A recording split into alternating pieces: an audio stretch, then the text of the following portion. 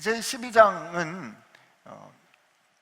이 창세기에서 이제 큰 전환이 일어나는 부분이에요. 굉장히 중요합니다. 12장부터 시작해서 25장까지 아브라함을 중심으로 이 이야기가 진행이 되는데, 우리 11장 말미까지 오면서 하나님의 말씀대로 세상이 충만하고 사람들이 인간들이 번성했지만 인간들의 살아가는 삶의 모습들을 볼 때는 그닥 희망스럽지 않은 것을 우리가 경험했어요. 그런데 하나님께서 이제 약속하신 하나님의 경륜을 이어갈 작은 씨앗을 선택하는 그 장면이 12장이에요. 여기서부터 마태복음에 나오는 아브라함과 다윗의 자손 예수 그리스도의 계보라 혹은 세계라라고 번역된 그 하나님의 말씀의 이 세계, 그리고 하나님의 구원의 경륜의 역사가 그저부터 시작됐지만 역사 가운데 구체적으로 그 특별한 언약을 담지할 씨앗을 선택하는 그 사건이 아브라함 이제 12장부터 나오는 거죠. 근데 이게 어떤 배경에서 선택됐을까? 우리가 지난번에 이미 봤지만 2주 전에 본 것처럼 11장 말미에 그 배경이 나옵니다. 그래서 보통은 11장 27절부터 같이 보기도 해요. 그냥 다시 한번 말씀을 드리면, 거기 데라의 족보가 나오지만 데라가 갈대아인의 우르에서 하란으로 옮겨요. 근데 옮기는데 그때 상황에 보면 하란은 이제 그 데라의 아들 중에 한 명이 죽고, 그 다음에 아브라함과 나홀이 장가들었으니 아브라함의 아내 이름은 사레며 나홀의 아내 이름은 밀가니, 하란의 딸이요 하란은 밀가의 아버지며 또 이스가의 아버지다, 이렇게 얘기가 나오는데 30절에 보세요. 뭐라고 되어 있어요? 아브라함의 아내 사레는 임신하지 못함으로 자식이 없었더라. Now Sarai was barren, so she had no child. 이게 두 번 같은 현실을 말하는 거예요. 하나는 원인이고 하나는 결과죠. 그 여자가 임신할 수 없기 때문에 그 여자에게는 자식이 없었습니다. 그리고 데라는 205세에 죽었습니다. 이게 하나님께서 선택하시는 약속의 경륜을 이뤄가시는 시대적인 상황이에요. 인간의 상황이란 말이에요. 좀 희망이 없죠, 그죠? 아기 못 낳는 여자를 부인으로 가진 사람, 그리고 그 아버지가 하란에서 죽었다, 이거예요. 그런데 오늘 시작되는 말씀이 어떻게 시작이 되냐면 하나님께서 아브라함에게 이르시되, 저 한번 따라하세요. 하나님께서 아브라함에게 이르시되. 지금 뭐라고요? 상황은 캄캄하고 소망이 없어 보이고 별로 희망을 걸 만한 게 없어요. 그런데 그 상황에서 하나님께서 아브라함에게 이르시되, 캄캄하고 혼돈하고 땅은 공허하고 흑암이 깊음 위에 있고 여호와의 영은 수면 위에 운행하시더라. 하나님이 말씀하시되. 여러분, 지금 이 상황, 하나님께서 아브라함에게 이르시되 하는 이 상황은 오늘 그 말씀을 들었던 아브라함이 처했던 상황, 그가 처했던 소망이 없는, 희망이 없는 그런 상황 가운데, 여러분, 고대 근동의 중동 지방에서 자식을 이을 수가 없다는 건 그건 이만저만한 수치가 아니에요. 대개 이건 소박맞는 일이에요. 희망이 없는 그런 상황인데 하나님께서 아브라함에게 말씀하시는 거예요. 그럼 캄캄하고 흑암이 깊음 위에 있는 그 상황에서 여호와께서 이르시되 빛이 있으라 하시니 빛이 있었고 하나님 보시기에 좋았더라. 지금 하나님이 말씀하신다는 이 상황은 오늘 우리로 하여금 이 배경 가운데 그가 말씀하시는 것은 하나님이 지금 창조하신다, 이것을 생각나게 하는 거죠. 창세기 1장에 캄캄함이 있었을 때 하나님이 말씀하시니까 빛이 있었잖아요. 어둠과 흑암과 무질서함이 있었지만 하나님이 말씀하시니까 빛과 질서가 생겼잖아요. 토후의 세계가 토부의 세계로 바뀌었잖아요. 하나님의 말씀이 임하시면 인생이 변화된다, 이 말이에요.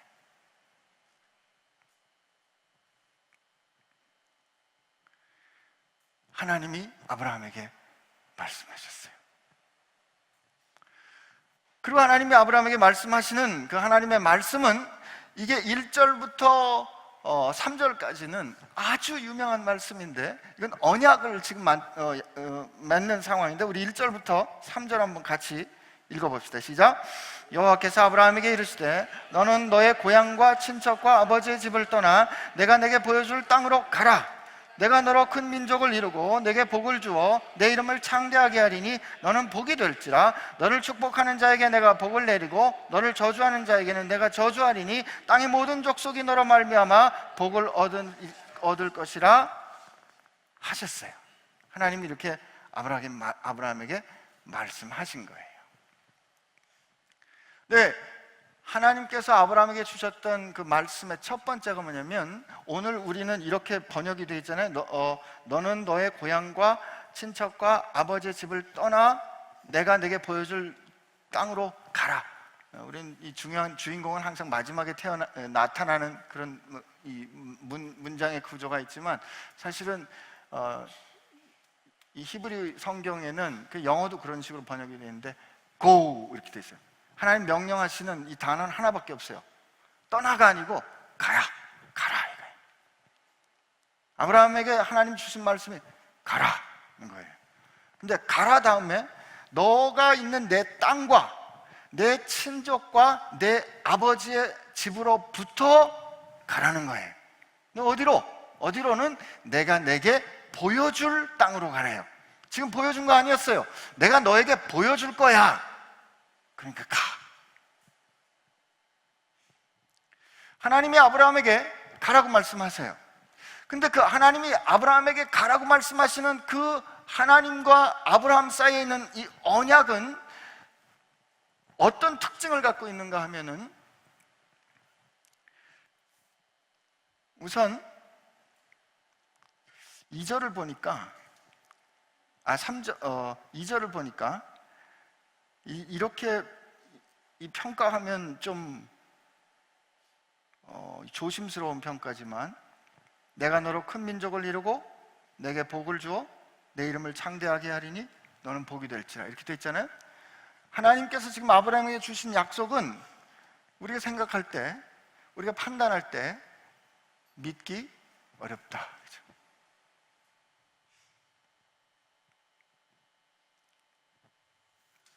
이 좋은 말씀인데 왜 저렇게 얘기를 하나, 그렇게 말씀하시겠지만, 지금 여러분이 아브라함이라고 생각해 보세요.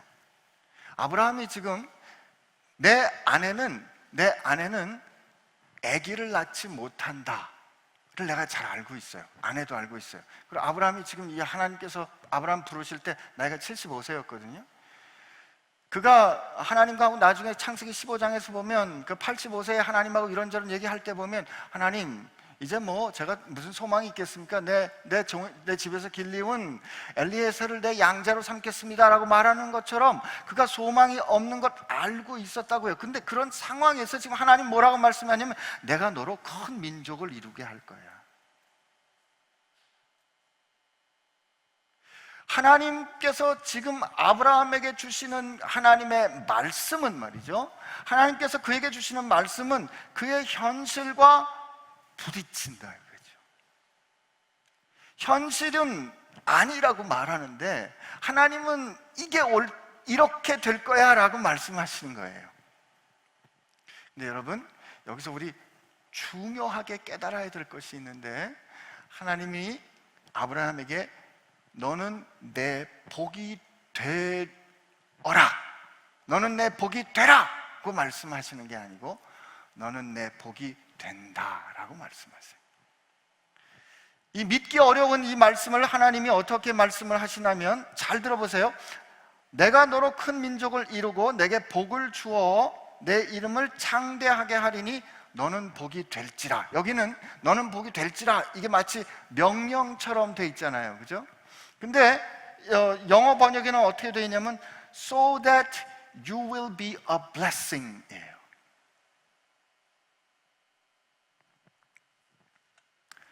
하나님이 아브라함에게 지금 이렇게 말씀하시는 거예요. 내가 너로 큰 민족을 이루고 너의 이름을 창대하게 하도록 복을 줄 거야. 왜냐하면 너는 복이 될 거기 때문이야 라고 하나님이 말씀하시는 거예요.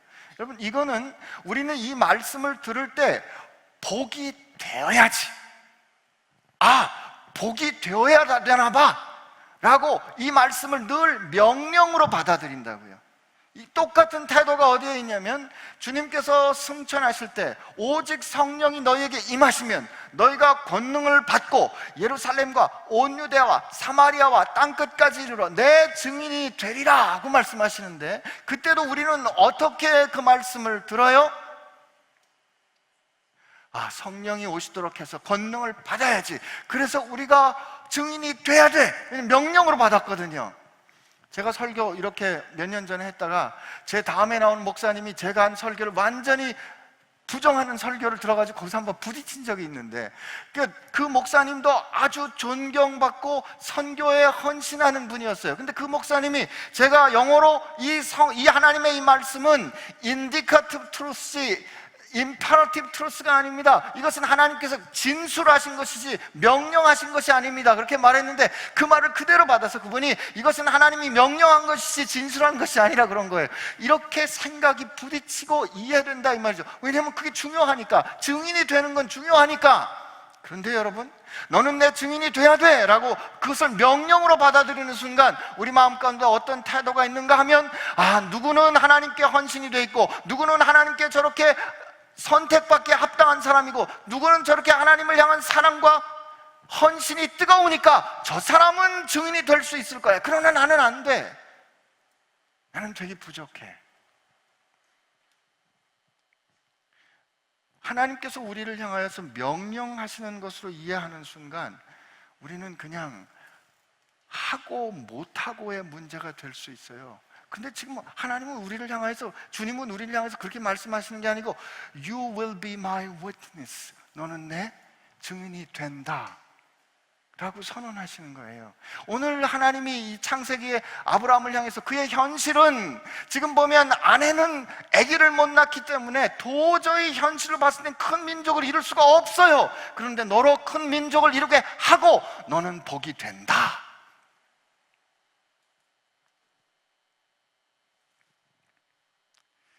여러분, 지금 하나님은 아브라함에게 약속해 주시는 겁니다. 비슷한 말씀 또 있어요. 마태복음에 너희는 세상의 빛이다, 너희는 세상의 소금이다. 우린 그거 어떻게 이해했다? 세상의 빛이 되라, 세상의 소금이 되라 라고 이해했어요. 맞아요. 왜 그렇게 돼야 돼요? 주님이 우리를 향해서 You are the light of the world 그렇게 너는 세상의 소금이야, 너는 세상의 빛이야 라고 그분이 우리에게 말씀하셨기 때문에, 하나님이 그렇게 말씀하셨고 하나님이 그렇게 결정하셨기 때문에, 하나님이 빛에 있으라 하시면 빛이 있고 그대로 되면 좋은 것처럼 하나님이 우리를 향해서 너는 복이 돼, 너는 세상의 빛이고 소금이야, 너는 내 증인이 된다 라고 여러분과 저를 향하여 약속해 주신다.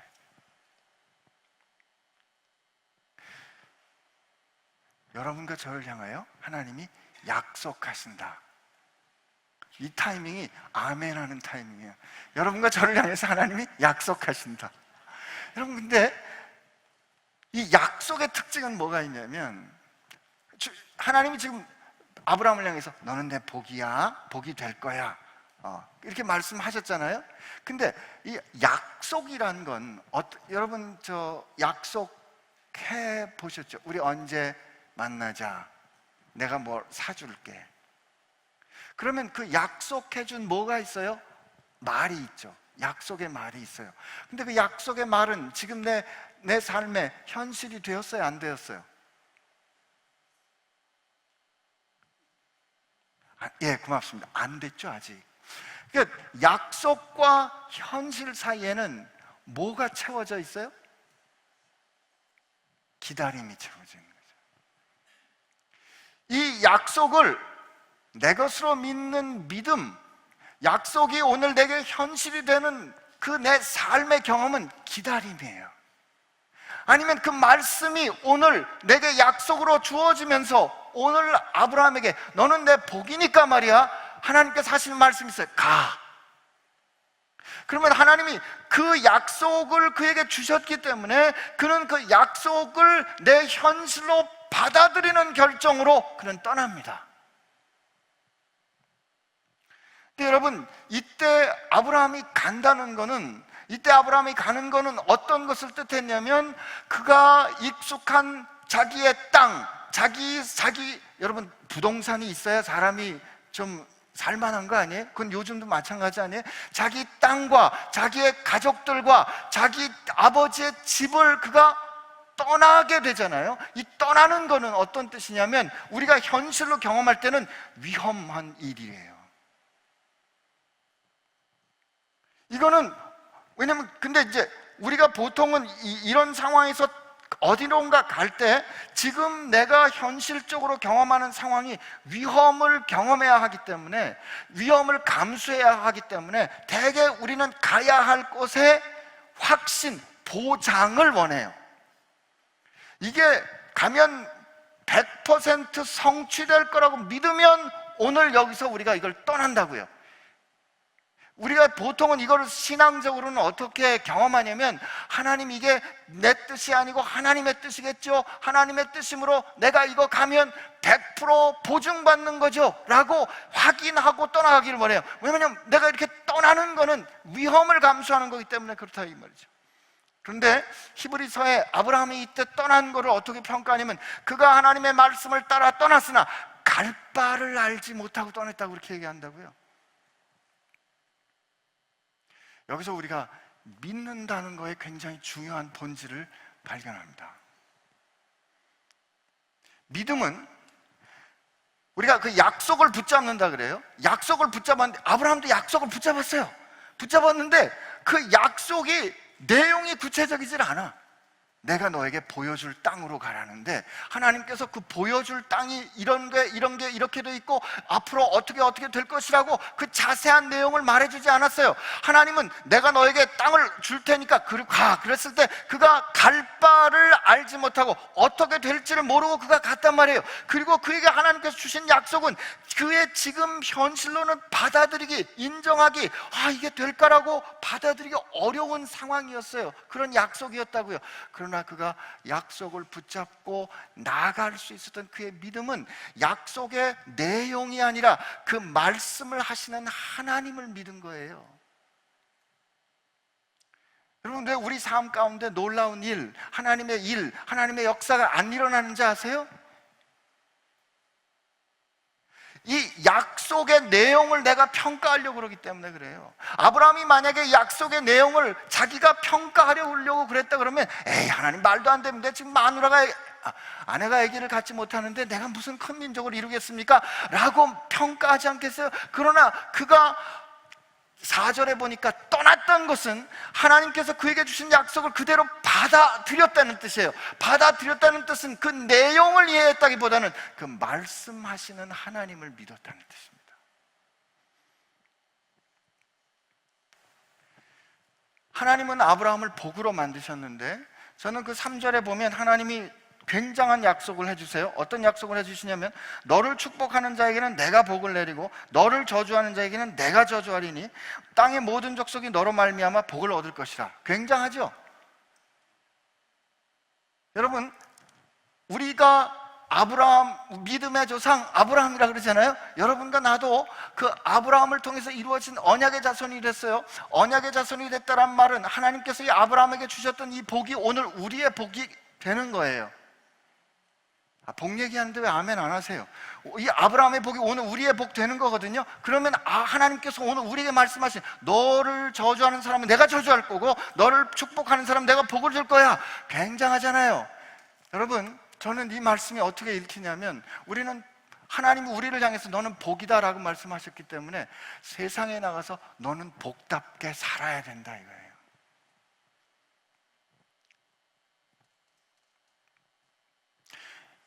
여러분, 요즘 세상이 왜 아픈가 하면, 하나님의 백성들이, 하나님의 복이 된 하나님의 백성들이 하나님의 복답게 안 살아서 아픈 겁니다.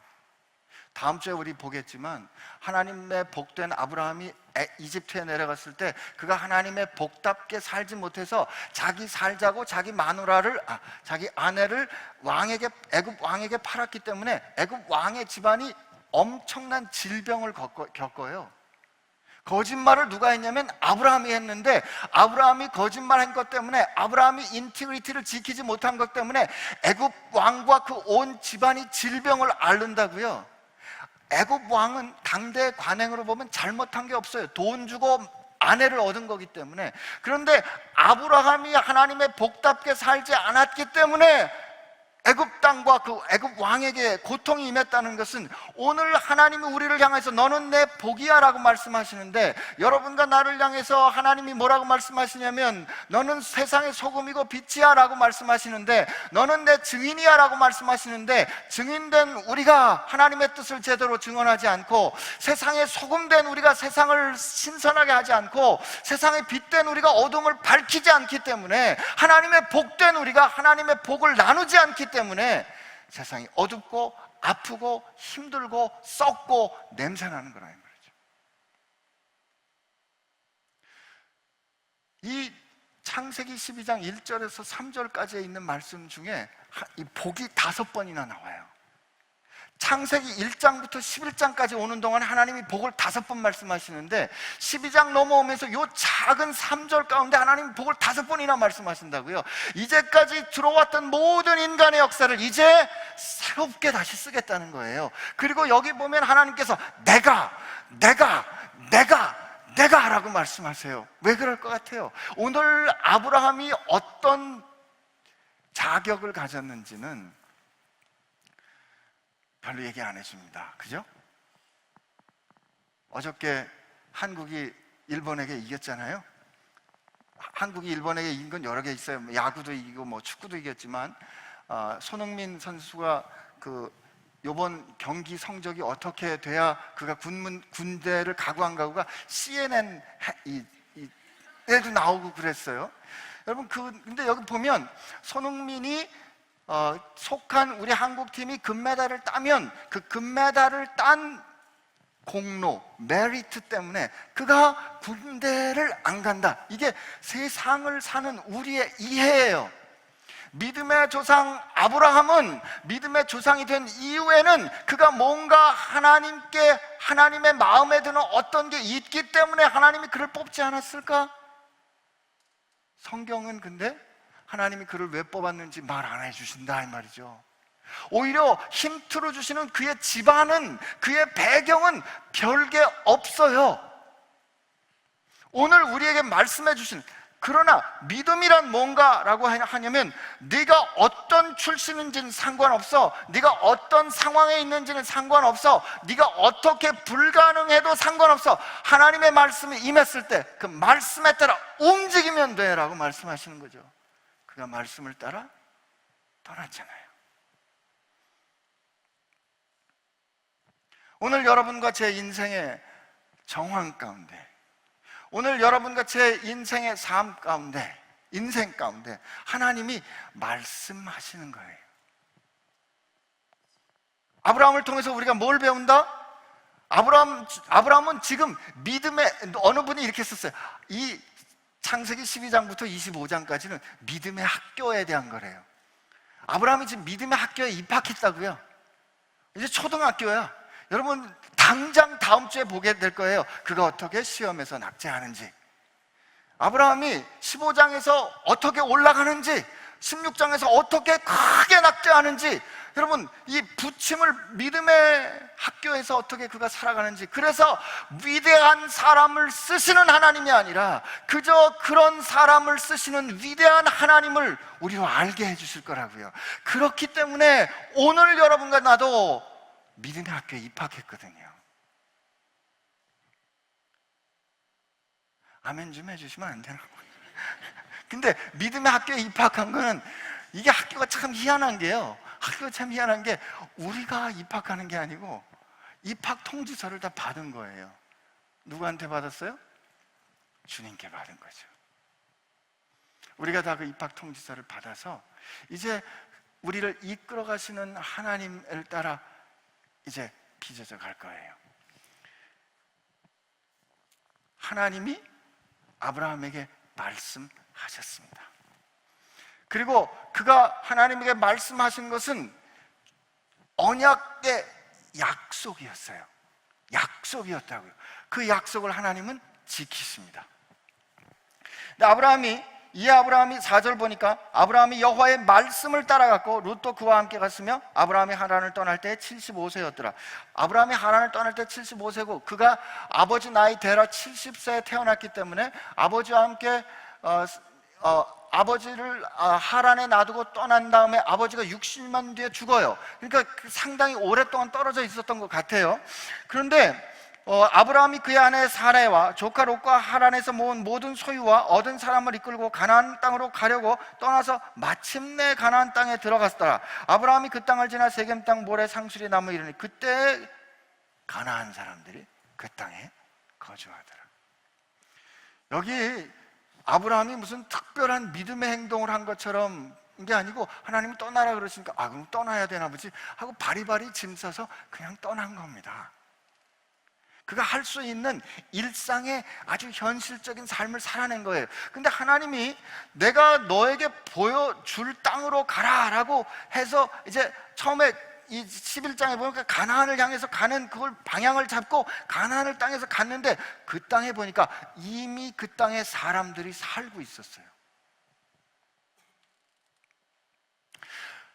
그 땅에 이미 살고 있는 사람들과 아브라함이 나중에 들어왔을 때 그 관계를 어떻게 풀 거인가에 대한 자세한 설명은 없지만 마치 이것은 우리에게 뭐를 기억하게 하냐면 지금 모세가 이스라엘 백성들을 애굽에서 이끌고 가나안 땅으로 가려고 그러는데 저 가나안 땅에는 가나안 7족속이 이미 주인 행세를 하고 자리 잡고 있었거든요. 여러분, 하나님께서 이 세상을 통치하고 다스리시는데 여러분과 저를 어디로 온가? 너는 하나님의 복이 되어 그곳에 하나님의 통치를 이루어야 돼 라고 우리를 보내시는데 거기에는 이미 다른 세계관이, 다른 왕노릇하는, 다른 주인하는 사람들이 거기를 꽉 잡고 있는 그 사이에 우리로 들어가는 현실, 들어가게 하시는 현실, 이게 여러분과 제가 지금 살고 있는 거예요. 하나님께서 거기로 아브라함을 끌고 가시는데 아브라함이 쉽지 않았겠죠. 여러분, 그렇게 들어가면 아브라함은 거기서 항상 주변인입니다. 이민간 분들 살아보면 이민간 분들이 미국에서 아무리 노력하고 영국에서 아무리 노력하고 불란서에서 아무리 노력해도 그들 가운데 주류로 들어가는 사람들 드물어요. 다 주변인이지. 그런데 그렇게 있을 때 하나님이 그에게 나타나십니다. 7절 한번 볼까요? 여호와께서 아브라함에게 하나님이 그에게 나타나셨대요.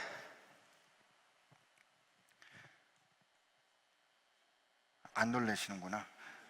하나님이 그에게 나타나 이르시되 내가 이 땅을 내 자손에게 주리라 하신지라. 여기 보니까 하나님이 영어 번역에는 To your offspring I will give this land 이렇게 돼 있어요. 하나님이 지금 아브라함에게 나타나셨대요. 11장 여러분 기억나세요? 11장에 사람들이 모여서 우리가 탑을 쌓자, 탑을 높이 쌓아서 우리가 하늘에 이르자, 그래서 우리 이름을 내자, 흩어짐을 면하도록 하자, 탑을 거대하게 쌓아서 우리가 하나님께로 가자 이거였어요. 우리가 하늘로 이르자. 하늘의 다자는 우리가 노력하고 우리의 능력을 쌓아서 우리의 힘으로 우리가 하나님께 이르자 였다고요. 근데 오늘 뭐라고요? 하나님이 아브라함에게 말씀하셨어요. 그가 하나님의 부르심을 입을 자격이 있는지 없는지도 모르겠어요. 그러나 그의 형편으로 보면 그닥 굉장한 사람이 아닌 것 같음에도 불구하고 하나님이 그에게 말씀하시고 급기야는 하나님이 그에게 내려오셨다고요. 하나님이 그에게 약속을 주시는데 내가 너에게 보여줄 거고 I will show 그러고 I will give 그래요. 그것도 너에게 주는 게 아니고 내 자손에게 주신대요. 여러분, 그렇기 때문에 아브라함은 하나님께 약속을 받았지만 약속만 받았고 아브라함이 죽을 때는 결국 그가 비싸게 돈 주고 산 땅은 그 가나안 땅 중에 자기 아내를 위해서 산 무덤자리, 묘자리 하나였다고요. 그러나 히브리서에 보면 약속을 받았던 사람들이 그 약속을 받지 못하였으나 받은 것으로 살았다 받고 말하잖아요. 오늘 이 시대에 우리가 이 말씀에서 깨닫는 것 중에 하나는, 아브라함이 약속을 받았으면 아브라함 당대에 그 약속이 성취되는 걸 봐야 할 것 같은데, 하나님은 아브라함 이후로 이어지는 세대의 약속을 성취하신 걸 보여주세요.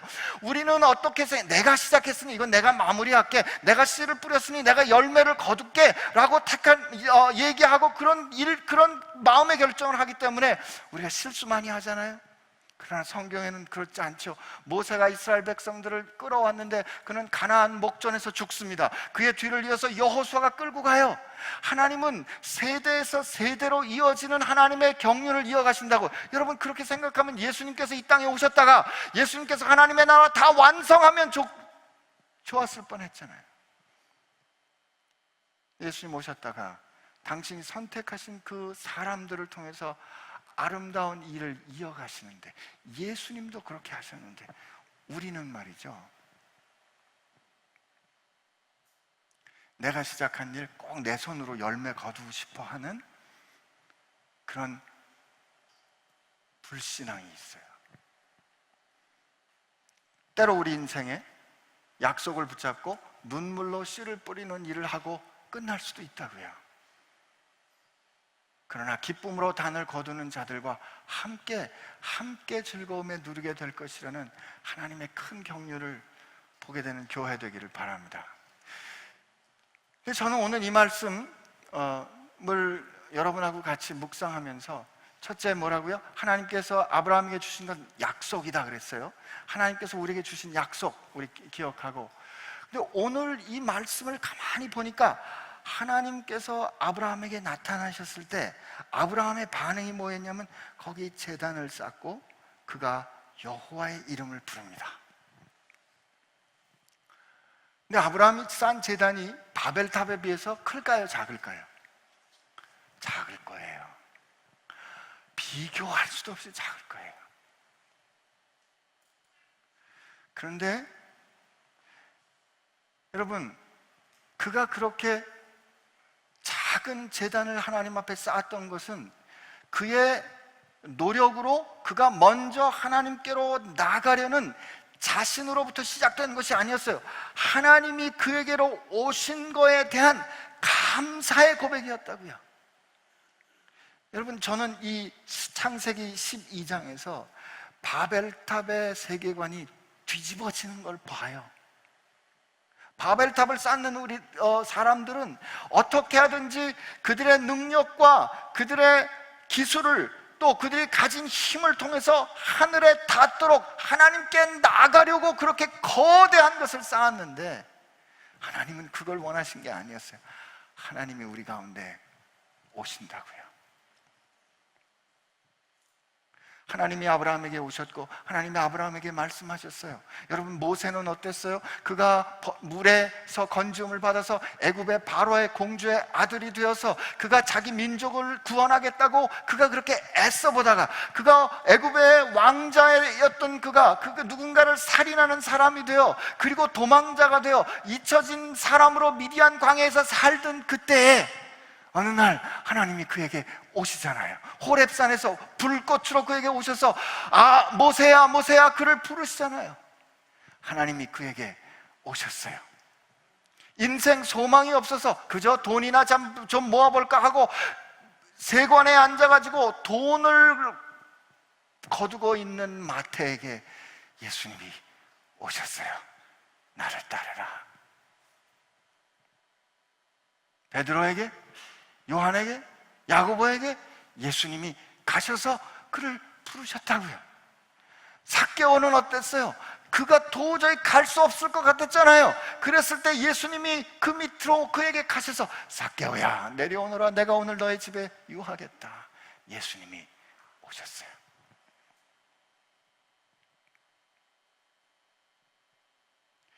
여러분, 오늘 우리 살아가는 교회는 혹시 이렇게 우리 가운데 오신 주님 말이에요. 너희 가운데 이 마음을 품으라, 곧 예수 그리스도의 마음이니 그는 하나님과 근본이 같으시나 동등되시나 동등될 것으로 취하지 아니하시고 자기를 비워 낮추셨잖아요. 종의 형태를 가지고 사람이 되어 우리 가운데 오셨고 그가 죽기까지 복종하셨으니 곧 십자가에 죽으심이라 라고 말씀하신 그분의 우리 가운데 오신 말이에요. 하늘에 계신 우리 아버지여 이름이 거룩히 받으시오며 나라의 임하시오며, 주님께서 우리에게 오셨고 오신 그분에게 우리 삶의 자리에서 작은 제단을 쌓고 그 이름을 부르는 것이 예배인데 말이에요. 언제부턴가 우리는 하늘에 닿을 것 같은 바벨성과 바벨탑과 같은 교회를 짓고 우리 능력으로 애쓰고 노력해서 우리가 죽은 다음에 천국 가려는 생각하고 있다고요. 아니에요, 여러분. 하나님 나라가 되신 주님께서 여러분과 제 삶에 오셨다고요.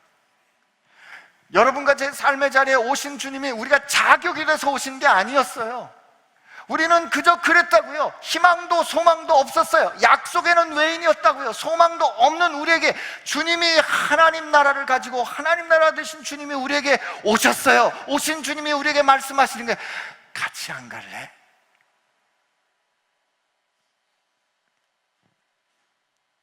나 주님 못 믿겠는데요. 주님 세상에 사랑한다는 사람 많아도 믿을 사람 없어요. 그럴 때 주님이 어떻게 우리에게 그 약속을 확증하셨어요? 우리를 위하여 생명을 주시고 그 말씀대로 죽으시고 말씀대로 부활하심으로 우리에게 오신 그 사랑과 우리를 이끌어 가신 그 하나님의 계획이 흔들릴 수 없음을 확증해 주셨잖아요. 그분을 믿을 수 있기 때문에 그분이 내 삶 가운데 오셔서 Follow me, 가자 라고 하실 때 그때 우리는 그분을 따라가기 때문에 오늘 내 삶의 자리에서 떠날 수 있는 거라고요. 여러분, 떠나는 건 결과지 원인이 아닙니다.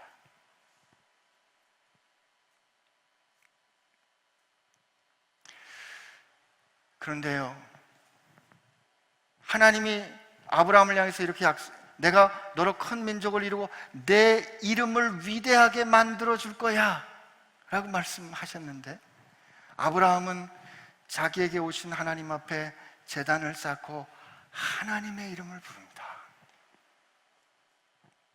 주님께서 하나님과 동등하신 그분이 자기를 낮추어 종의 형상을 가지고 그가 죽기까지 복종하셨을 때 사람은 예수, 나사렛 예수 그 이름을 조롱했어요. 그 이름이 꺾였다고요. 그 이름이 수치를 당하는 것 같았다고요. 그러나 그가 하나님의 뜻에 그렇게 순종하여 아버지 내 뜻대로 하지 마옵시고 아버지의 뜻대로 하옵소서라고 그 하나님의 이름을 높였을 때 하나님은 이 세상의 모든 이름보다 지극히 뛰어난 이름을 그에게 주셨거든요.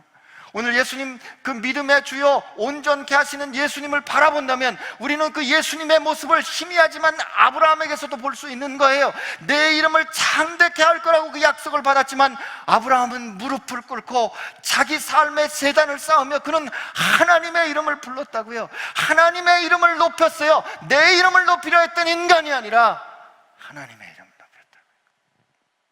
우리가 하나님께 우리의 힘으로 가서 우리의 이름을 드러내자가 아니라 우리에게 오신 그분의 이름을 높일 때 하나님은 우리의 이름을 높이실 겁니다.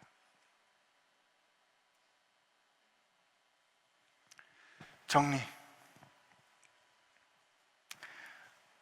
하나님은 우리를 향하여 너는 내 복이다 말씀하십니다. 그렇게 떠드는데 아직도 못 믿고 계신데 여러분, 이게 처음부터 다시 할까요? 우리 결정이 아니에요. 우리가 만들어낸 게 아니라고요. 여러분과 제가 평가하는 거 아니에요. 평가자는 그분이시라고요. 그분이 오늘 아브라함의 이 자격에 대해서 말 안 해주는 이유는 앞으로 보면 알겠지만 아브라함의 자격이 모자란 거를 더 말씀해 주시는 이유는 이런 사람을 믿음의 조상으로 평가하시는 너는 내 복이야 라고 말씀하시는 그 하나님의 심정을 우리가 알기 원하시는 거예요. 여러분은 하나님의 복입니다. 그러므로 우리는 하나님의 복답게 살아야 돼요. 어떻게 해요? 우리를 향하여 복되다 말씀하시는 그분을 믿고 그분이 말씀하시는 대로 우리 삶의 오신 그분을 따라 한번 가보자고요.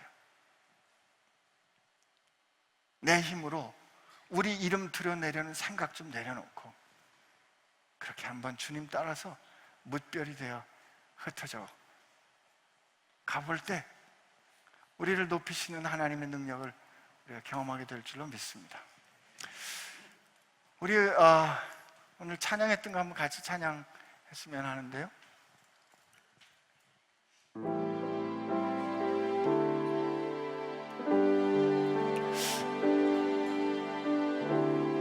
가사가 아직 안 났어요.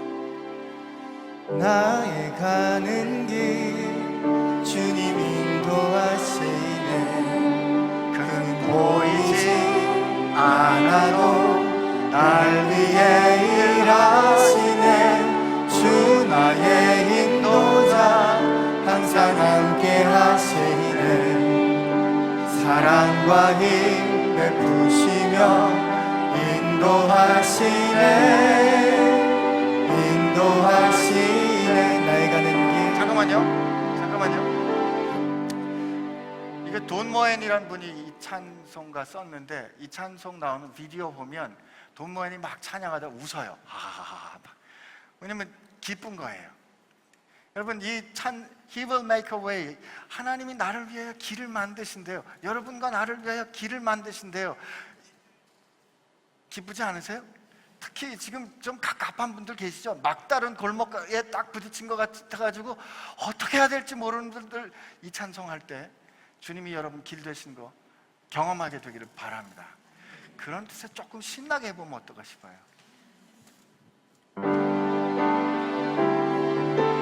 나의 가는 길 주님 인도하시네.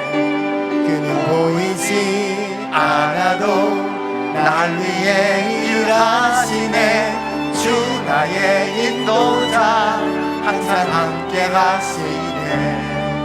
사랑과 힘 베푸시며 인도하시네. 인도하시네. 한 번 더 나의 가는 길. 나의 가는 길 주님 인도하시네.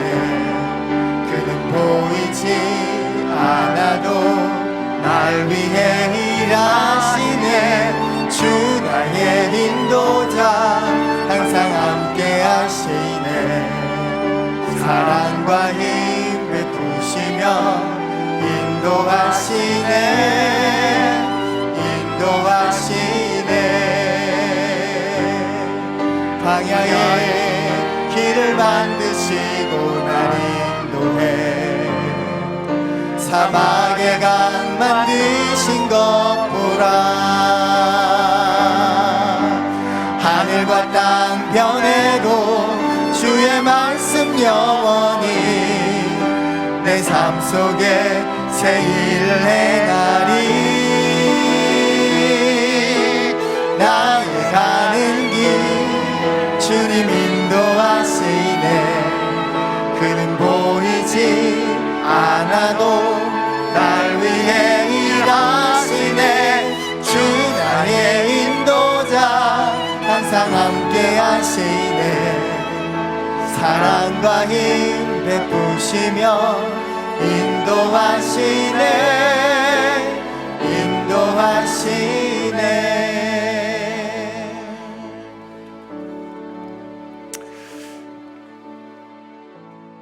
우리 삶의 일이 버거워서 갑갑하고 힘들어서 어찌할 바를 몰라서 주저앉아 있는 우리를 향해서 야, 너 참 복되다. 네가 세상의 빛이야. 야, 네가 세상의 소금이야. 너 내 증인이 좀 돼줄래? 너는 내 증인이야. 주님이 이렇게 말씀하실 때 도저히 믿을 수가 없습니다. 야, 네가 내 복이야. 너 때문에 사람들이, 모든 민족이 네가 처한 그 상황이 복을 받을 거야.